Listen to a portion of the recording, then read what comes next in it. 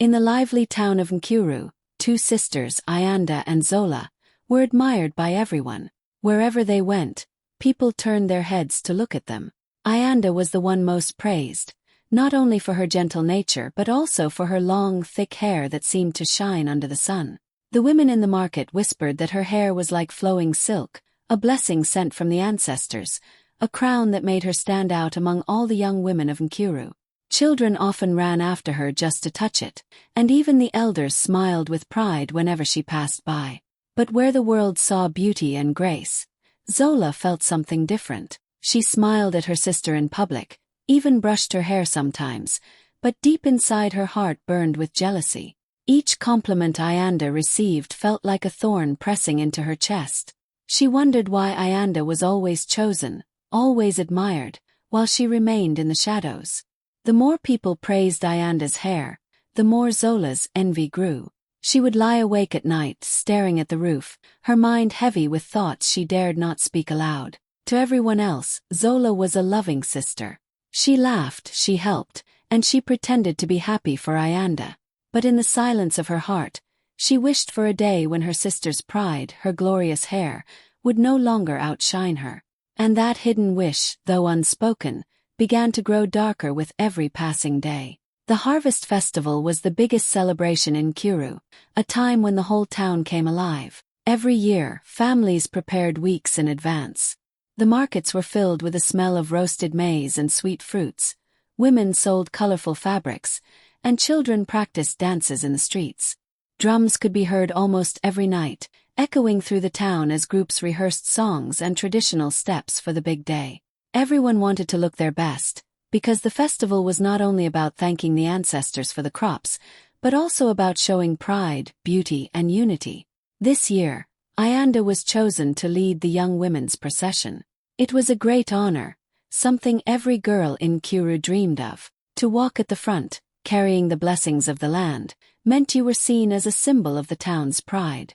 When the announcement was made, the people clapped, and the elders nodded with approval. "Her hair shines like the river at sunrise," one woman said. "She is the pride of Nkuru," another added.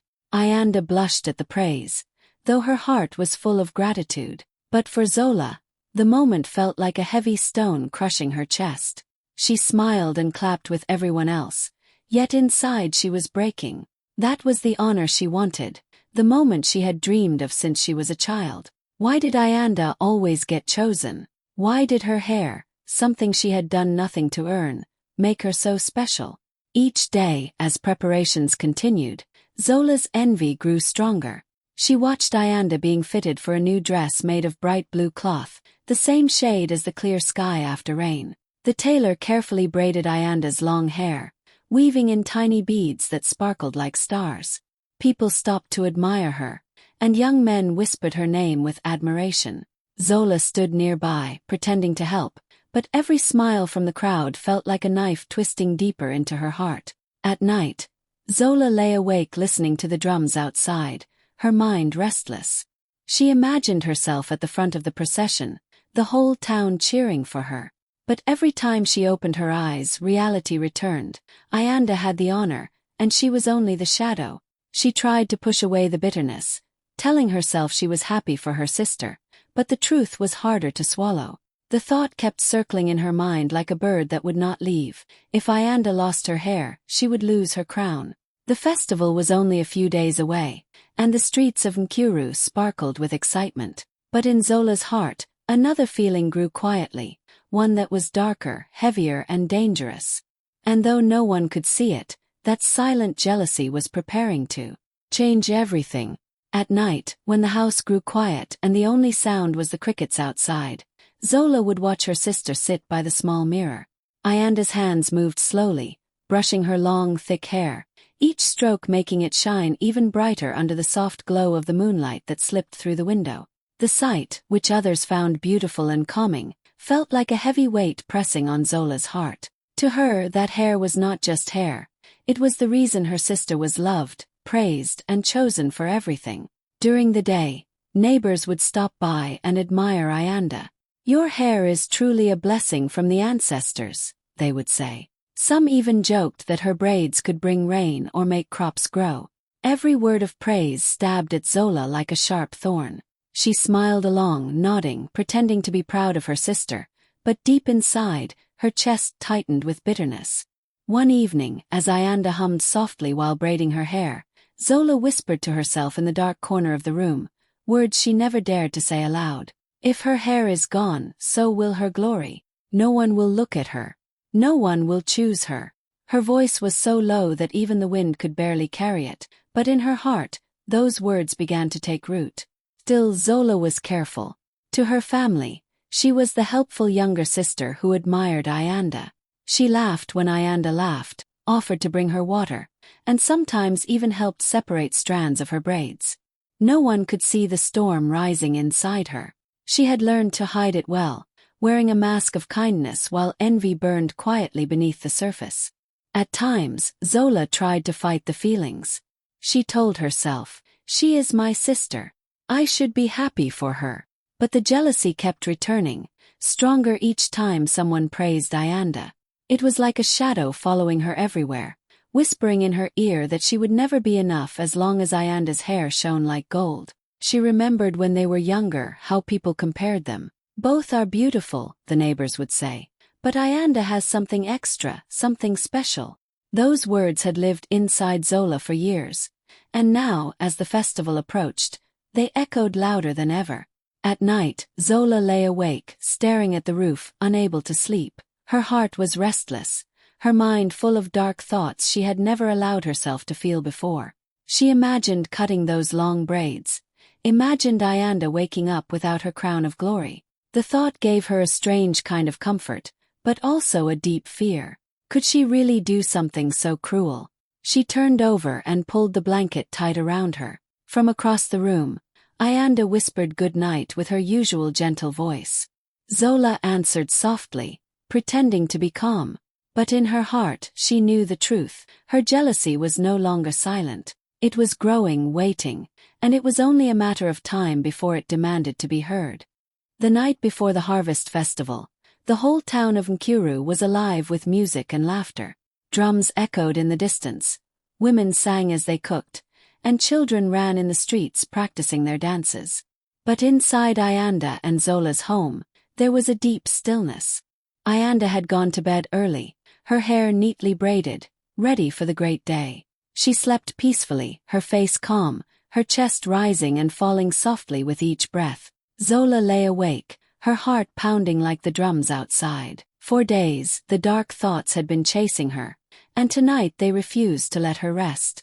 She stared at the scissors she had hidden under her blanket, her fingers trembling as she held them. The voice in her head whispered louder than ever, "If her hair is gone, so will her glory. Tomorrow she will not shine." Slowly, like a shadow, Zola rose from her bed. Her legs felt weak, and her hands were cold, but she moved closer to Ayanda's side. The moonlight streamed through the window, lighting her sister's long braids that lay spread across the pillow. They looked like black silk, smooth and endless. For a moment Zola hesitated. She saw the innocence on Ayanda's face, the way she smiled slightly even in her sleep. A rush of guilt swept over her, and she almost turned back. But envy, sharp and heavy, pushed her forward. Her hands shook as she lifted the scissors. Snip. The sound was soft, but to Zola it roared in her ears. One braid fell to the floor, then another. With every cut, her heart beat faster, her breath grew heavier. She worked quickly, her eyes stinging with tears she refused to let fall. Soon Ayanda's long crown of glory lay scattered on the ground like broken pieces of pride. When the last braid fell, Zola froze. She dropped the scissors, her chest heaving. She stared at her sister's head, now uneven and bare. A part of her felt relieved, but another part, the louder part, was filled with fear. What had she done? The next morning, as sunlight filled the room, Ayanda slowly woke up. She stretched, yawned, and reached for her hair the way she always did. But her fingers touched only rough, uneven strands. Confused, she ran to the mirror. The moment her reflection stared back at her, her mouth opened in a scream so sharp it shook the walls. "No! No, no, no!" she cried, clutching her head. Tears streamed down her face as she touched the empty space where her braids once flowed. The family rushed in, shocked and horrified. Zola stood in the corner, her hands twisting nervously. I didn't mean to," she stammered. The scissors slipped. She tried to sound calm, tried to hide the truth, but her eyes betrayed her. Guilt flickered in them like fire, and though she forced a trembling smile, deep inside she knew everyone would see through her mask sooner or later. The morning of the festival began with excitement across Nkuru. The smell of roasted maize and stew floated through the streets, drums called people to gather, and women dressed in bright colors prepared for the day. But inside Ayanda and Zola's home, the atmosphere was heavy with shock and sorrow. When Ayanda's scream echoed through the house, everyone rushed to her room. The moment they saw her cropped hair, gasps filled the air. Aunties clutched their mouths in disbelief, cousins whispered behind their hands, and elders shook their heads slowly, their faces dark with disappointment. It felt as though a sacred treasure had been destroyed. Ayanda sat on the edge of her bed, her hands covering her face. Tears rolled down her cheeks, soaking into the cloth she held over her head. She could not bear the eyes of her family, nor the thought of the whole town seeing her like this. Her hair had been her pride, her crown, and now it was gone. The shame pressed down on her chest until it was hard to breathe. The whispers quickly turned to questions. "Who did this?" one aunt asked. "It could not have been an accident," another muttered. I slowly turned to Zola. She stood near the doorway, her hands shaking, her lips pressed tightly together. "It wasn't me," she said quickly, her voice rising higher than usual. Maybe she cut it herself, maybe the scissors slipped, but her words did not convince anyone. Some cousins exchanged knowing looks, and one of the elders sighed deeply. "Jealousy lives in silence, but its actions always show," he said softly, though he did not point directly at Zola. The room grew tense, filled with suspicion. Ayanda did not speak. She simply sat, her head bowed, her heart sinking deeper into despair. All she could think about was the festival. The procession had been her honor, the moment she had waited for, the pride of her family. But how could she walk before the whole town now? People had admired her hair more than anything else, and without it, she felt bare, almost invisible. Her grandmother, Nomvula, came forward and wrapped a shawl gently around Ayanda's shoulders. "Do not cry, my child," she whispered, though her own eyes glistened with tears. "Your worth is greater than hair." But Ayanda could not believe it. The shame was too fresh, the wound too deep. Zola, meanwhile, kept her head low, her heart beating fast. She denied everything with fierce words, yet guilt flickered in her eyes, making it hard to meet anyone's gaze.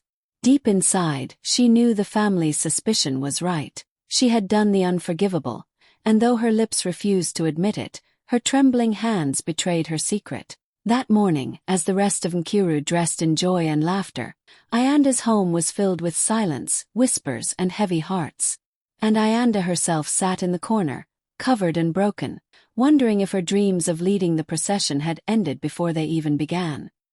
The day of the harvest festival finally arrived. Nkuru was alive with music and color. Women wore bright dresses stitched with gold thread, men carried drums and flutes, and children painted their faces with playful patterns. Everywhere there was laughter, dancing, and joy. But inside Ayanda's heart, there was only fear. She sat quietly in her room, staring at the mirror. Her hair was gone, replaced by uneven short strands that made her feel bare and small. The thought of walking through the town with everyone staring at her made her chest tighten. She whispered to herself, "I cannot go, not like this. They will laugh at me. They will never forget it." Grandma Nomvula entered the room, carrying the wisdom of her years in her calm eyes.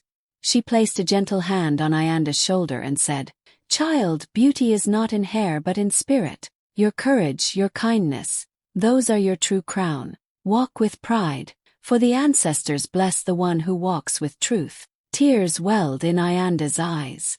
"But Grandma, everyone expects me to shine. How can I shine when I feel so broken?" Nomvula knelt beside her. "The world will not see your brokenness, my child. They will see your strength. Go and show them that dignity does not need long braids. It needs only a brave heart. Ayanda took a deep breath, her hands trembling as she wiped her tears. Slowly, she rose to her feet. She wrapped a simple cloth around her shoulders, not to hide but to remind herself of her grandmother's words. Her legs felt heavy as she walked out of the house, each step echoing with doubt. The streets of Nkuru were already crowded with people waiting for the procession. Drums thundered, flutes sang, and the dancers swayed in colorful lines. The young women gathered at the front, their hair braided with beads and flowers. And then Ayanda appeared. The moment she stepped into the sunlight, whispers spread quickly through the crowd. Her hair was short, her head bare compared to the others. For a brief moment silence fell. Ayanda's heart nearly stopped. She wanted to run back, to disappear into the shadows. But then she remembered her grandmother's words.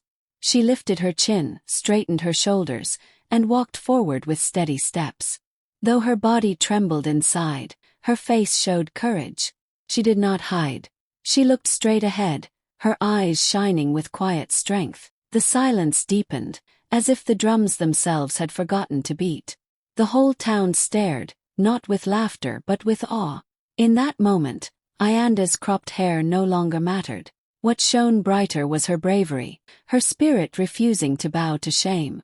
Without saying a word, she told the entire crowd that true beauty is not what is worn on the head but what lives inside the heart. And though she was trembling, Ayanda walked with the dignity of a queen. As Ayanda stepped into the festival square, the world seemed to hold its breath. The drummers, who had been beating with wild energy, suddenly stopped. The dancers froze mid-step. Even the children, who had been laughing and running, grew quiet. All eyes turned toward her. She felt the silence like a wave pressing against her chest. For a moment, she thought her worst fear had come true, that everyone was staring at her short hair, ready to laugh, ready to whisper. Her hands trembled, but she held her head high, just as Grandma Nomvula had told her. The sun shone down, touching her cropped hair with a golden glow. It was as if the light itself had chosen her, wrapping her in a crown that no one could cut away. The people looked at her, not with mockery, but with awe. She did not hide, she did not bow. She walked with slow, steady steps, her face calm, her eyes filled with quiet strength. The young women in the line behind her lowered their heads, as if honoring her courage. The silence stretched for what felt like forever, until one of the elders clapped his hands together. Then it began. Applause erupted across the square, louder and louder, until the entire town was cheering. The drums returned with an even stronger beat, echoing like thunder. Women ululated with joy, men raised their arms, and children shouted her name. Ayanda! Ayanda! Her courage had turned shame into glory, weakness into power. The chiefs, seated on their carved wooden chairs, rose to their feet. One of them raised his staff and spoke with a voice that carried through the square. This child shows us that dignity does not grow from hair or clothing, it grows from the spirit. Today she shines brighter than all. Another chief nodded. Her presence is more powerful than long braids or jewels. She has shown us that true beauty is courage. Ayanda's eyes filled with tears, but she did not let them fall. She kept walking, her chin lifted, her steps light as though she were floating. The weight that had crushed her in the morning had lifted. She no longer carried shame but pride. From the edge of the crowd, mothers pulled their daughters closer, whispering, "Look at her. Learn from her." Young girls stared wide-eyed, their small hands clutching their skirts, dreaming of one day walking with such strength. Even the elders, who had once shaken their heads in pity, now smiled with respect. For Zola, hidden among the cheering crowd, the moment was like a stone sinking deep in her chest. She had wanted her sister to be humiliated, but instead, Ayanda had risen higher than ever. The applause, the praise, the honor, it was all stronger now than it had ever been. And as the drums shook the earth, Zola realized what she had created was not her sister's downfall, but her rebirth. That day, the story of Ayanda spread through Nkuru like fire, a story of dignity, courage, and unshakable pride. Zola stood hidden in the middle of the cheering crowd, her hands shaking and her throat dry. The square was alive with celebration. People clapped, the drums thundered, and Ayanda walked with her head high, shining like the very heart of Nkuru. Zola's heart, however, felt like it was sinking deeper and deeper into darkness. Her plan had failed. What she thought would bring humiliation had turned into her sister's greatest victory. She had imagined Ayanda running away in tears, ashamed to face the crowd. She had pictured people laughing, whispering, pointing at her cropped hair. But instead, Ayanda stood taller than ever, her bravery silencing the town before bringing it to thunderous applause. The very thing Zola wanted to destroy, her sister's pride, had grown even stronger. As the cheers echoed around her, Zola's chest tightened. Every voice shouting Ayanda's name felt like it was cutting into her own skin. She wanted to disappear, to sink into the ground where no one could see her trembling face. But the people around her kept whispering, and though they did not name her directly, their words pierced her. "Jealousy cannot kill true beauty," one woman said, her eyes still fixed on Ayanda. "See how she shines even without her hair," another added. "This is what dignity looks like. No envy can destroy it." Zola lowered her head, but the whispers chased her ears, louder than the drums. For the first time, she felt the heavy weight of what she had done. She had taken scissors to her sister's crown, hoping to strip her of pride, but instead she had stripped herself of peace. The guilt pressed down on her shoulders until she could hardly stand. Her eyes followed Ayanda in the procession. She looked like a queen, her short hair glowing under the sun, her courage carrying her like wings. The applause grew stronger, and Zola's stomach twisted. This was not just Ayanda's victory, it was her own shame, revealed in the light of day for all to see. Her fingers fumbled as she clutched her shawl tightly. She could not meet the eyes of the neighbors who stood near her. Some already looked at her with suspicion, their glances sharp and questioning. They didn't speak her name, but Zola could feel it. They knew. Somehow, everyone knew the truth her lips had denied. She wanted to cry, to run, to undo what she had done. But there was no way back. The braids she had cut lay in the dust of yesterday, and no excuse could sew them together again. All that remained was the guilt, heavy and unrelenting. As the square filled with songs praising Ayanda's strength, Zola stood in silence, trembling. For the first time in her life, she understood that envy does not destroy the one it targets. It destroys the one who carries it. And in that moment, Zola realized the harsh truth. She had not ruined Ayanda's glory. She had only ruined herself. That evening, when the festival songs faded and the drums grew quiet, the family gathered inside their home. The air was still heavy with the memory of the day. Ayanda's courage, the crowd's applause, and Zola's silence. Ayanda sat near the fire, her shawl pulled tight around her shoulders, her short hair catching the glow of the flames.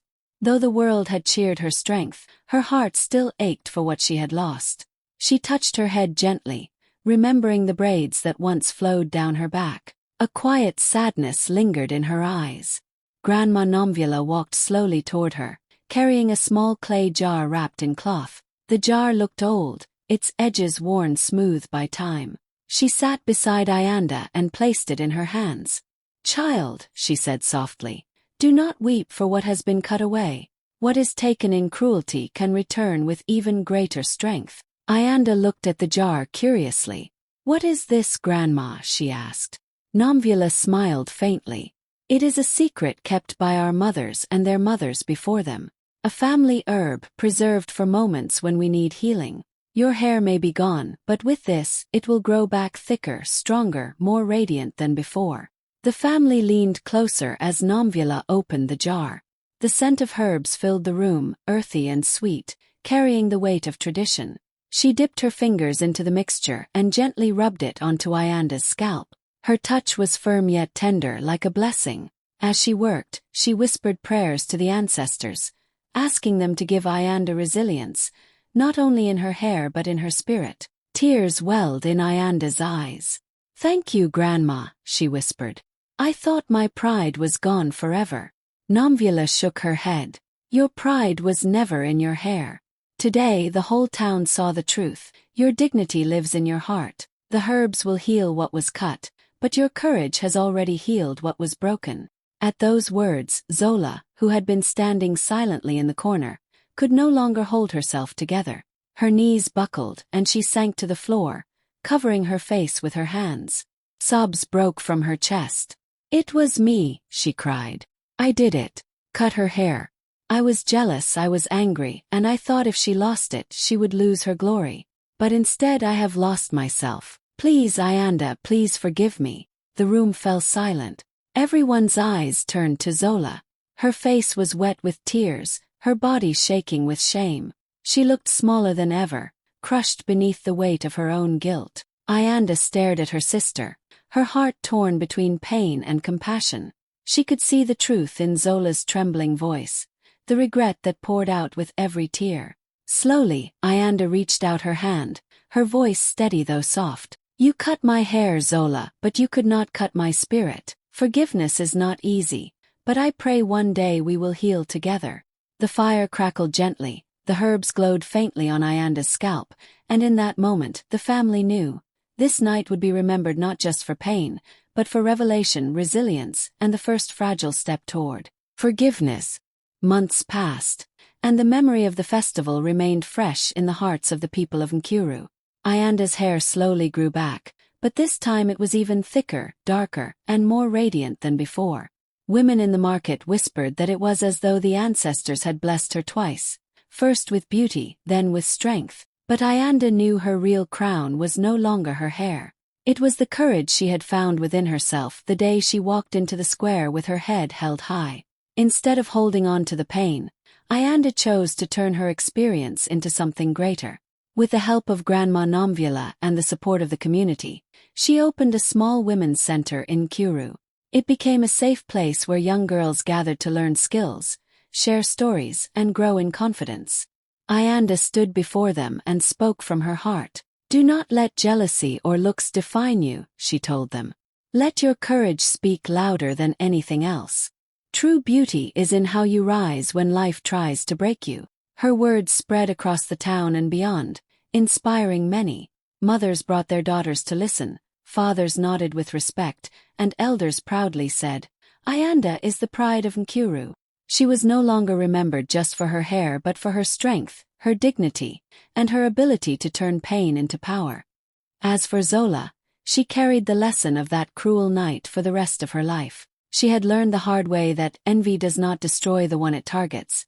It only destroys the one who carries it. And so, while Ayanda rose as a symbol of hope, Zola lived quietly in the shadow of her own mistake, forever changed by it.